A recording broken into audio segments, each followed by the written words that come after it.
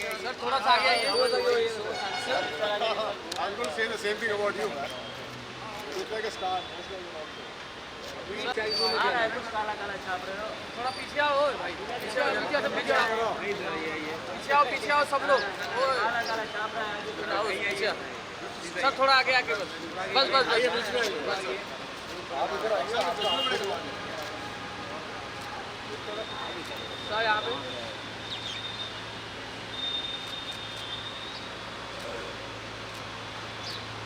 अरे 17 Pro Max, too good. Thank you to these amazing souls for coming today. आज ये अपना समय निकाल कर आए just to help in this inauguration and इतना एक बॉस के लिए दोनों सामने आए। So मैं इनको दिल से thank you बोलता हूँ कि because it takes a task to come down. मुझे खुद आने में 2.5 घंटे लगे from Bandra. So really grateful to these amazing friends of mine who are so socially connected for a cause and अपने प्रोफेशन में तो दोनों माहिर हैं, बट इस कॉज के लिए सामने आना, इस कॉज के लिए अपना समय निकालना एंड एक डॉक्टर के साथ खड़ा होना कि नहीं दिस कैंसर के लिए कुछ करना चाहिए। So really grateful to both of them. Thank you for having us.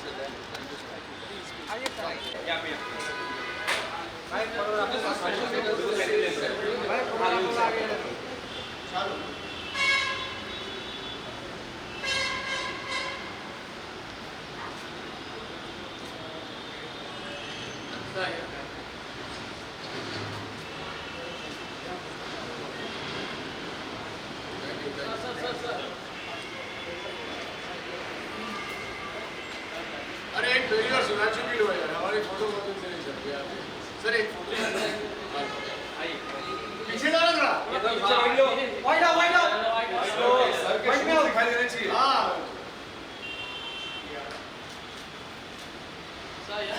Sir जरा यार।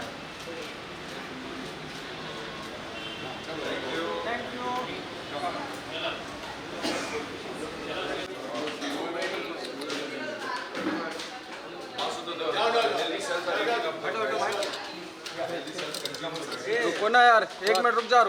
कैमरा नीचे कर।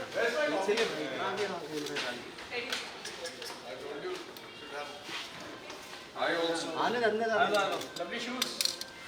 very nice shoes यार। और मुझे लग रहा था मैं अच्छे जूते पहन के आया। तेरे जूते अच्छे हैं। बहुत बढ़िया, नाइस शूज। मेरे को तो फ्री में मिले। आइए अंदर आइए सर। वो कह रहा आइए अंदर आइए फिर करना बेटा। Yes right side special. Right side 2 घंटे लगे आने में। Right side right.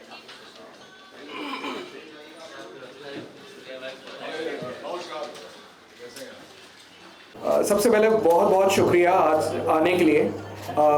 Really I am really grateful to each one of you for coming today and taking out time and being a part of this wonderful centre जो दुआओं से बना है, blessing से बना है। लोग जनरली जब कहते हैं कि ये सेंटर किस तरीके से चलता है, कैसे होता है, आप जानते हैं हेल्थ केयर में किस तरीके से हो रहा है सारी चीज़ें, but this is our 25th centre. ये हमारा वो फ्लैगशिप सेंटर है जो 25वां सेंटर है। मुंबई में 3रा सेंटर है। पहला सेंटर जुहू में है, दूसरा परेल में है, एंड देन तीसरा हमने यहाँ थाने में ओपन किया है। ये कैंसर हीलर सेंटर कम्प्लीटली दुआओं में बना है। 20 साल पहले जब हमने कैंसर ट्रीटमेंट का मैंने शुरुआत करी थी, 10 बाय 10 का क्लिनिक था। ये वॉल्यूम बंद कर दें आप, ये बंद कर दीजिए प्लीज़।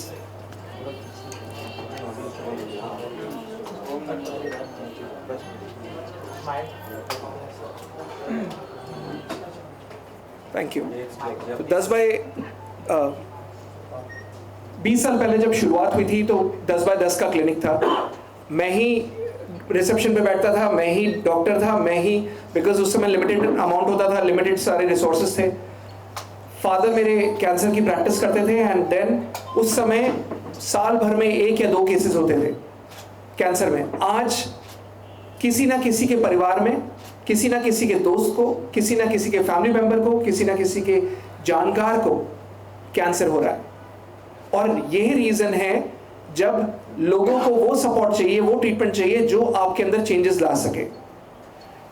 जब 20 साल पहले जब ये सेंटर स्टार्ट हुआ था तब इट वाज 10 बाय 10, बट कहते हैं ना कि कृपा और हवा दिखाई नहीं देती, सो वैसे ही ये पूरा सेंटर कृपा से, एक सेंटर 10 बाय 10 के छोटे सेंटर से आज ये इतने जो भी इसका साइज है, पूरा कृपा, ब्लेसिंग्स एंड दुआओं से बना है।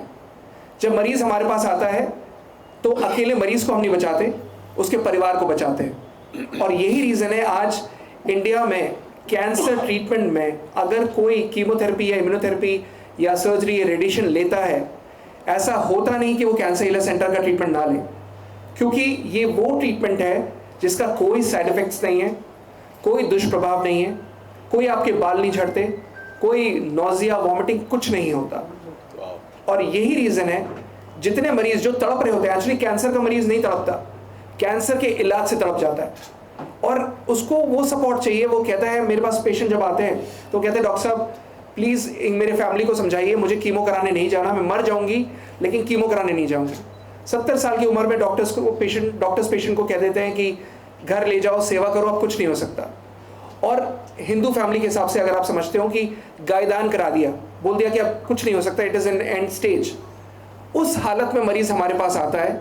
और मुझे बहुत गर्व हो रहा है, मुझे बहुत खुशी हो रही है ये कहने में कि अगर ऊपर वाले ने उम्र दी है उसकी, तो उसको कैंसर से डेथ नहीं होती, वो कैंसर से नहीं मरता। और यही रीज़न है कैंसर हीलर सेंटर का जो ट्रीटमेंट है, वर्ल्ड हेल्थ ऑर्गेनाइजेशन WHO ने हमारे सेंटर को और हमारे ट्रीटमेंट को अप्रिशिएट किया है और बोला है कि कैंसर में cancer healer centre is doing and delivering amazing success rates. तो अगर आप वेबसाइट पे जाएंगे तो वेबसाइट पे आपको WHO का लेटर भी दिखेगा। किसी प्रेसिडेंट ऑफ इंडिया, किसी प्राइम मिनिस्टर या किसी गवर्नर ने हमें लेटर नहीं दिया, किसी एम्बेसडर ने लेटर नहीं दिया। WHO किसी का रिश्तेदार नहीं है। WHO works on success rates and deliveries. So imagine अगर कोई पेशेंट हमारे पास आता है कैंसर का, तो जो क्योर होता है हम उसको वापस उसी हॉस्पिटल में, उसी ट्रीटमेंट में, उसी ट्रीटमेंट सेंटर में, उसी क्लिनिक पर वापस भेजते हैं जहाँ पर उसको बताया था कि कैंसर हुआ है, और वहीं पर ही उसकी रिपोर्ट्स नॉर्मल आ जाती है। So this is how cancer healer centre works, this is how we do it.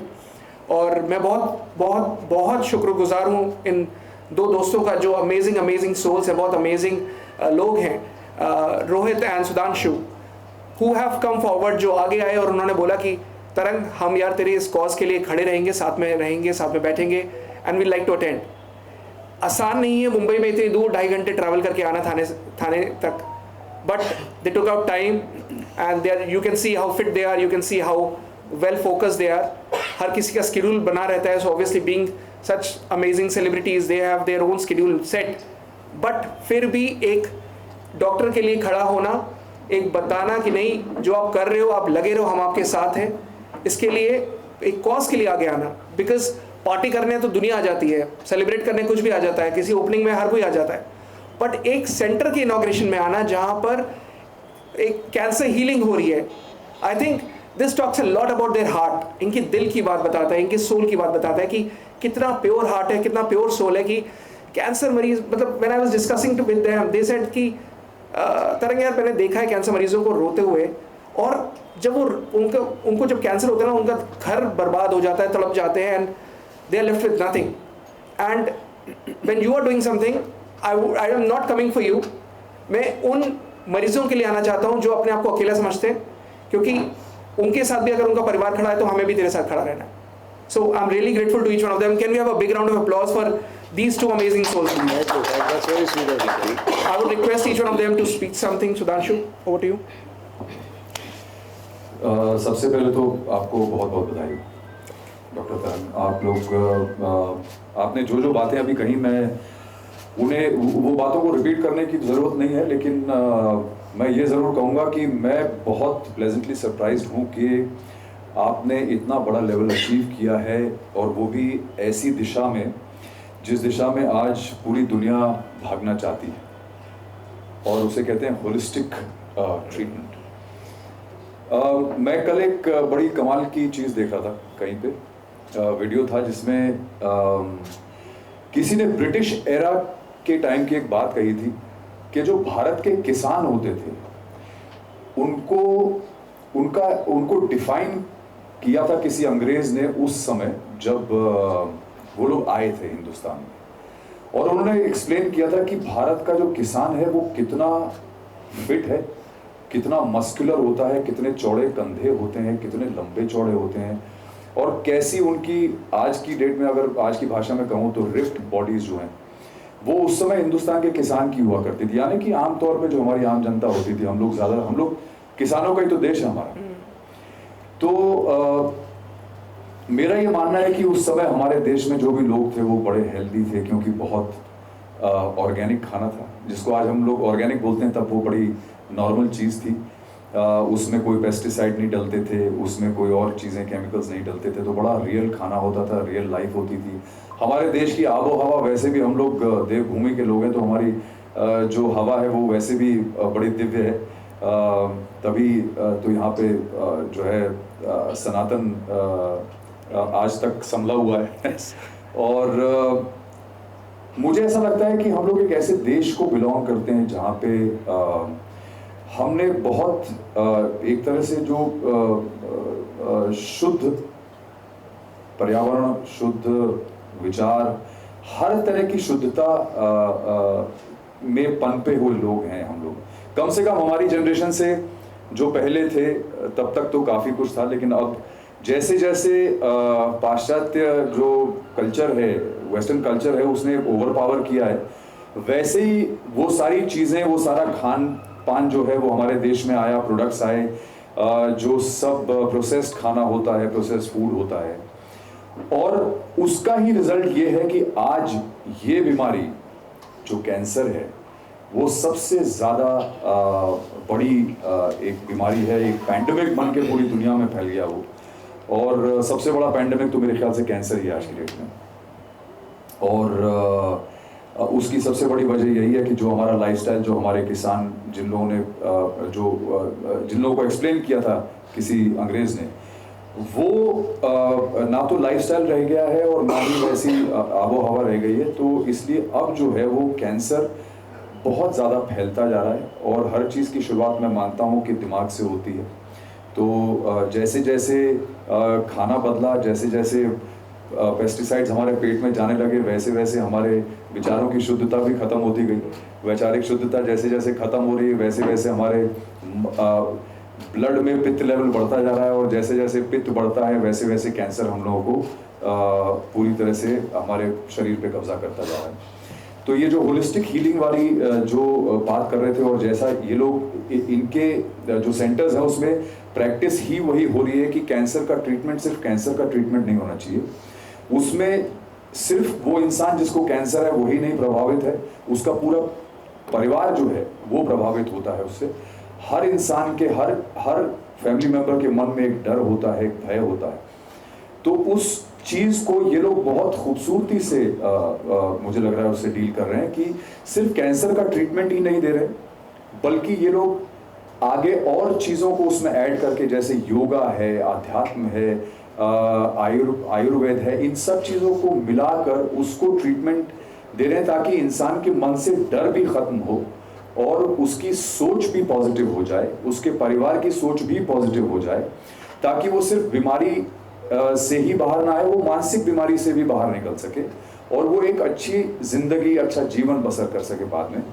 तो वैसे तो बात करने के लिए बहुत कुछ है, मैं बोलता चला जाऊंगा तो बोलता ही चला जाऊंगा, उसका कोई अंत नहीं है। लेकिन मुझे लगता है कि मेरी जो भी मैं कहना चाह रहा था शायद वो आप लोग समझ गए होंगे, बट मैं आपका धन्यवाद करना चाहूँगा कि भगवान करे किसी को कैंसर जैसी बीमारी ना हो, किसी को नहीं होनी चाहिए, बहुत बुरी बीमारी है। पर अगर हो भी जाए तो डरने की ज़रूरत नहीं है, because we have centres like, जैसे डॉक्टर तरंग ने जिस तरह की चीज़ें हमको बताई हैं, ऐसी अगर जगह हैं हमारे पास तो हमें डरने की ज़रूरत नहीं है। एक पॉजिटिव माइंडसेट के साथ हमको इनके यहाँ जाना चाहिए, अपना इलाज करवाना चाहिए, क्योंकि आप यहाँ से पूरी तरह से हील होकर निकल सकते हैं। तो आपका बहुत बहुत धन्यवाद और all the best for future. Thank you, thank you. Rohit, over to you.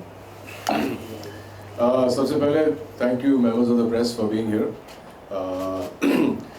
So Doc, instead of you thanking us, I'd like to thank you on behalf of Sudhanshu and me that आपने एक बहुत ही special day पर, जहाँ पे आपकी silver jubilee centre की opening है, वहाँ पे आपने हमें शामिल किया है। मेरा ये मानना है कि ये सारी चीज़ें लिखी हुई रहती है, we were supposed to be here, the traffic notwithstanding, Just to give you, both of them have covered everything that I could have said. So just keeping it short, I have been associated with the Cancer Aid Association of India for the last 10 odd years, and I've been working with them for a long, long time. But this is incredibly special because it's non-invasive, it doesn't have any side effects, and the success rate of beating cancer is very, very high. Immunotherapy is something that everybody should look at, and from where you started to where you've reached, I think it's a very inspiring journey, Doc. Thank you. Truly inspiring.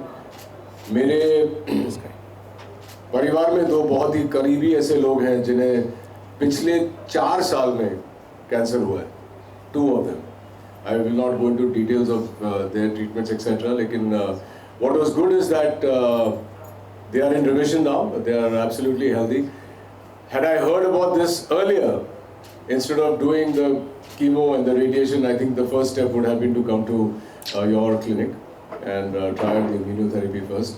So I wish you all the very best. Like I said, कि 25 वाले inauguration में हम लोग यहाँ हैं और इंशाल्लाह 50 वाले में भी हम रहेंगे 100%. और एक और उम्मीद है कि मुझे आपकी ज़रूरत कभी ना पड़े. कभी नहीं, कभी नहीं. And thank you guys for being here. Thank you. एक बात और कहना चाहूँगा इससे पहले कि पारुल चावला माइक ले ले. हम लोग मैं जुहू से या अंधेरी से या बांद्रा से यहाँ पहुँच गए हैं, लेकिन कॉफ़ी जो है ग्राउंड फ्लोर से 2nd फ्लोर तक नहीं पहुँची है. ये ज़रूर आप लोग बताएं, है ना? Just read that it has impacted 5 billion lives. My question to you is, at what stage does one come here, and what is the whole process, and is it affordable? It is absolutely affordable. It is much cheaper than other modalities. जितने radiation, chemo और surgery में आपका लगता है उसे 1/10 expense में this treatment is possible and this treatment is done. And right from ये जैसे कैंसर है, ये एक ऐसी बीमारी है जो गरीबी अमीरी नहीं देखता, वैसे ही दिस ट्रीटमेंट इज़ वेयर जहाँ पर गरीब से गरीब जो अफोर्ड नहीं कर सकता उसका भी ट्रीटमेंट होता है, और जो कुछ भी हो मतलब the cost means the same through out. It is not something जो शक्ल दिख के तिलक लगाया जाए, हमारे यहाँ ऐसा नहीं होता. एंड यही रीज़न है कि आज ये 25वां सेंटर खुला है. मैंने जैसे बताया कि दुआओं में बहुत ताकत होती है, तो दुआएं तभी मिलती है जब आपकी, अगर आपने इसमें देखा हो, इसमें लिखा है कि पूरा सेंटर 2 प्रिंसिपल्स पे चलता है, ऑनेस्टी और इंटेग्रिटी. और चाहे कुछ हो जाए, ये प्रिंसिपल्स हमारे सेंटर में, there are 385 employees, 385 people who are working. There are 97 doctors in 25 centers, all salaried, all a part of the company. Nobody is on commission basis. Each and every person is actually having that blessed feeling. Each of them is working on the same principles of honesty and integrity. ईमानदारी नहीं छोड़ेंगे, सच बोलना नहीं छोड़ेंगे, और integrity नहीं छोड़ेंगे, चाहे कुछ हो जाए. सो जब भी मरीज़ हमारे पास आते हैं, दे ऑलवेज फील ब्लेस्ड कि फीस तो देते ही देते हैं और साथ में दुआएं और ब्लेसिंग्स देते हैं. कि जैसे एक मुस्लिम लेडी थी, I still remember, she always used to come to me and she always used to say, अल्लाह ताला तेरे हाथ में शिफा दे, अल्लाह ताला तुझे ऊंचे ओहदे में पहुंचाए, अल्लाह ताला तेरे हाथ में बहुत शिफा दे. मैं समझता नहीं था ये शिफा में क्या कह रहे हैं, क्या वो है.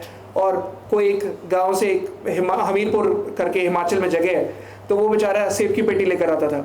एक किसी के चाय के बागान थे, वो बेचारे चाय लेकर आ रहे हैं. वो कह रहे डॉक्टर साहब, मैंने कहा कैसी बात कर रहे हो, आपने बंसल साहब वो दिया है, फीस वगैरह दे रहे हो, ये चाय क्यों, सेब क्यों.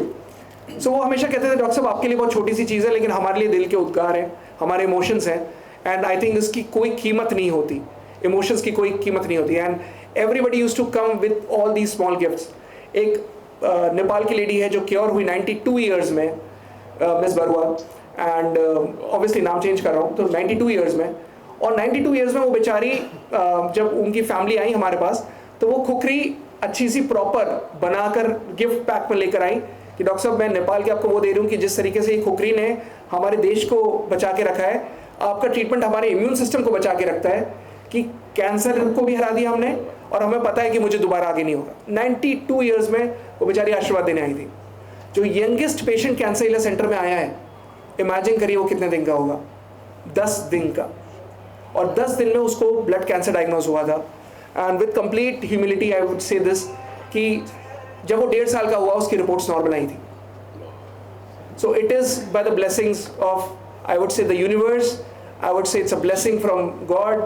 I would say शायद ऊपर वाले ने वो शिद्दत दी है कि, and through this medium we want to take it to the world कि आप लोगों के थ्रू लोगों को ये पता चले कि कैंसर हो गया तो ये ना सोचे कि मरना निश्चित है. ऐसा नहीं होता.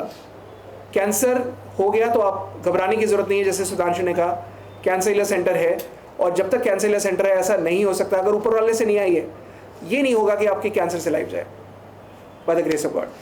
At what stage, God forbid, if someone has to be here, at what stage do they need to visit cancer care center? बड़ी पिटी सिचुएशन है पारुल, दैट हमारे यहाँ जो पेशेंट्स आते हैं मेजरली स्टेज 4 के आते हैं. अगर क्योंकि वो सब कीमो, रेडिएशन, सर्जरी सब करा कर आते हैं, वंस दे फील हेल्पलेस तब उन्हें मरता क्या ना करता वाली मोड में आते हैं, जहाँ पर चलो कुछ ना नहीं कर रहे तो कैंसर केयर सेंटर. अब bye the grace of God जितनी अवेयरनेस हो रही है, जिस तरीके से रीच हो रही है, so now 40% of those are जो सोच लेते हैं कि हमें कीमो नहीं करानी, हमें ये ट्रीटमेंट कराना है, या फिर अगर कीमो चल भी रही है तो कीमो के साइड इफेक्ट्स ना आए तो हमें ये ट्रीटमेंट चलाना है. सो 40% वो आते हैं जो अर्ली स्टेजेस के हैं, 60% अभी भी वो आते हैं जो स्टेज 4 के हैं, जिन्हें डॉक्टर्स कह देते हैं घर ले जाओ सेवा करो. और इमेजिन अगर हम स्टेज 4 में इतने हाई सक्सेस रेट्स दे रहे हैं, तो अगर अर्ली स्टेज में आ जाएं तो I think. I have a question here. Yeah. So, like we were discussing radiation, chemotherapy, and immunotherapy. Is it possible to treat all types of cancer with just immunotherapy? It is possible to treat all types of cancer except those जहाँ पर suppose intestine का cancer है, हाथों का cancer है, और वो perforation की स्टेज पर आ गया है, या फटने की स्टेज पर आ रहा है, या फिर बोन कैंसर है जिसको हम ऑस्टियोजेनिक सार्कोमा कहते हैं. बोन कैंसर है जहाँ पर चल नहीं पा रहे और बहुत ज़्यादा ट्यूमर बाहर निकल गया है एंड उसको ऑपरेट कराना मजबूरी है. तो जहाँ पर सर्जरी मजबूरी है वहाँ पर yes it is required. It doesn't work for all types of cancer, और हर कैंसर का इलाज अलग अलग है. इम्यूनोथेरेपी में हमारे यहाँ ऐसा नहीं है कि one magic works for all. It is not like that. It is a cell based treatment. So cell specific होता है. It is very scientific. तभी WHO जैसी संस्था अप्रिशिएट कर रही है. So very cell specific, and there are certain cancers which we don't treat. जैसे intestinal cancer we don't treat. Osteogenic sarcoma जहाँ पर सर्जरी या एम्पुटेशन ज़रूरी है वो हम नहीं लेते. बट अदरवाइज अगर ब्रेस्ट कैंसर है, लंग कैंसर है, ब्लड कैंसर है, बोन कैंसर है, लिवर कैंसर है, the success rates are very high by the grace of God. या तदन I have a question. Like आपने काफ़ी अच्छी बातें की और बहुत सारा हमारे दिमाग में एक डर था शायद जो दूर किया. आई थिंक ऐसा पब्लिक के माइंड में भी काफ़ी डर होगा. सबसे पहला डर ये रहता है कि कॉस्ट बहुत ज़्यादा है और टेंशन फैमिली सब लेती है. तो उस हिसाब से कंपैरेटिवली जो नॉर्मल कैंसर के ट्रीटमेंट है उससे आपका कितना % या किस तरह से कम है और कितना फ़ायदेमंद है? क्योंकि कई बार ये भी देखा गया कई लोगों को कैंसर ठीक होने के बाद भी उनकी डेथ रिलैप्स आ जाता है, रेकरेंस आ जाता है cancer. So the good thing about our treatment is कि हमारे ट्रीटमेंट के बाद recurrence has been zero. Recurrence has been zero. अगर more than 1 lakh cases have been cured, अगर 1 लाख से ज़्यादा केसेस क्योर हुए हैं by the grace of God, आज तक कोई भी केस रेकरेंस होकर नहीं आया. क्योंकि हम लोग, अगर आपने, मैं बहुत ही सिंपल भाषा में समझाता हूँ, एक पेड़ है, आप पेड़ की टहनियों को ट्रीट करते रहें और जड़ों में दीमक लगी, आप वो वापस दोबारा फैल जाएगी. आप जब उसके टहनियों पे दवा डालते रहेंगे तो हम जड़ को ट्रीट करते हैं. We work on the root cause. और जब जड़ को आप ट्रीट करते हो, जब आप होलिस्टिक हीलिंग होती है, जैसे जब आपने इम्यून सिस्टम को हील करा, जो जड़ है, जिसके एक चीज़ याद रखिए कैंसर होता क्यों है. 4 वर्ड्स हैं. अगर ये 4 वर्ड्स आपने समझ लिए, आप कैंसर को समय रहते पकड़ सकते हो. Constant irritation causes cancer. कोई भी चीज़ अगर लगातार कॉन्स्टेंटली इरिटेट कर रही है, फिजिकली, मेंटली, स्पिरिचुअली या फिर इमोशनली, ज़्यादा स्ट्रेस से भी कैंसर होता है. स्ट्रेस मेंटेन करना आना चाहिए. फिजिकली अगर बार बार किसी का दांतों के बीच में गाल कट रहा है, it may lead to CA cheek, गाल का कैंसर हो सकता है. कोई लंप है, पेट बार बार खराब हो रहा है, कुछ भी खाया पेट खराब हो गया, उन्हें लगा कि IBS है, बाकी प्रॉब्लम है, हाथों की परेशानी है, but it might lead to CA colon. Cancer हमेशा साइन देता है, आपको पकड़ना आना चाहिए. He has said it very right कि हर एक कोई भी चीज़ प्योर नहीं है. दूध जो आप पी रहे हो वो ऑक्सीटोसिन इंजेक्शन लगा कर दिया जा रहा है. So milk is not pure, it causes inflammation. जो सब्जियां आप खा रहे हो उसमें पेस्टिसाइड्स छिड़के हुए हैं, जो पपीता आप खा रहे हो वो कार्बाइड से पकाया गया है, जो आम आप खा रहे हो वो कार्बाइड से पकाया गया है, बाकी सारी सब्जियों में DDT और मैलेथियोन जैसे इंसेक्टिसाइड्स छिड़के गए हैं, बंद कमरों में आपने मॉस्किटो रिपेलेंट लगाया हुआ है जो आप इनहेल कर रहे हो। व्हेन नथिंग इज प्योर, तो कम से कम खुद के इम्यून सिस्टम को तो बेहतर कर लो, which works with our treatment. जहाँ पर हम दवाइयाँ जो देते हैं वो इम्यून सिस्टम को इतना ज़्यादा बढ़ाता है, नॉर्मल सेल एक्टिव होते हैं और नॉर्मल सेल कैंसर सेल को ख़त्म करते हैं। A, it is economical, it is cheaper, and B, दोबारा लौट कर नहीं आता बिकॉज हमने जड़ को ठीक किया। And I think you answered his question earlier by one tenth खर्चा है इसमें, जो नॉर्मल खर्चा होता है उससे 1/10 खर्चा है इसमें। और टाइम फ्रेम की अगर बात करें तो एक टाइम भी प्रोसेस से एक लंबा टाइम जाता है, तो वो उसमें भी क्या डिफरेंशिएशन है? मतलब हमारा maximum duration is 10 months to 15 months। 15 महीने के ऊपर किसी का इलाज नहीं चलता। Thank you, thank you, thank you.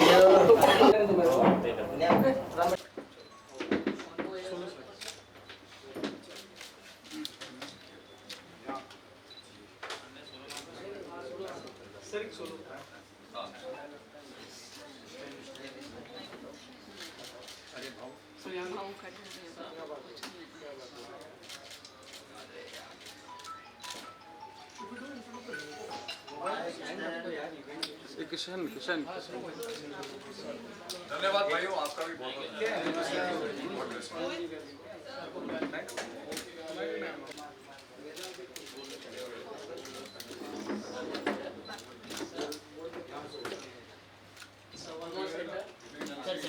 सामने सेंटर नीचे हो ना किशन। सर एक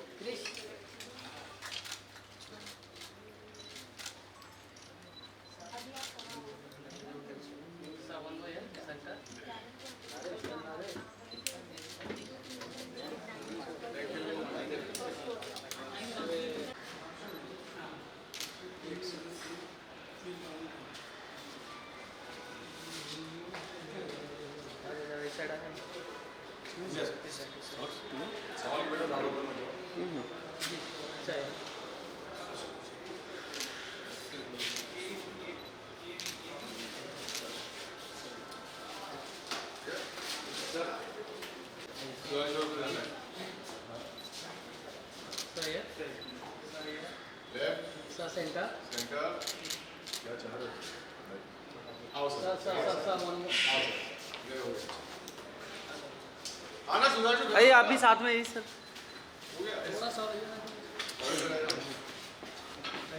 वो भाई थोड़ा जाओ। Centre centre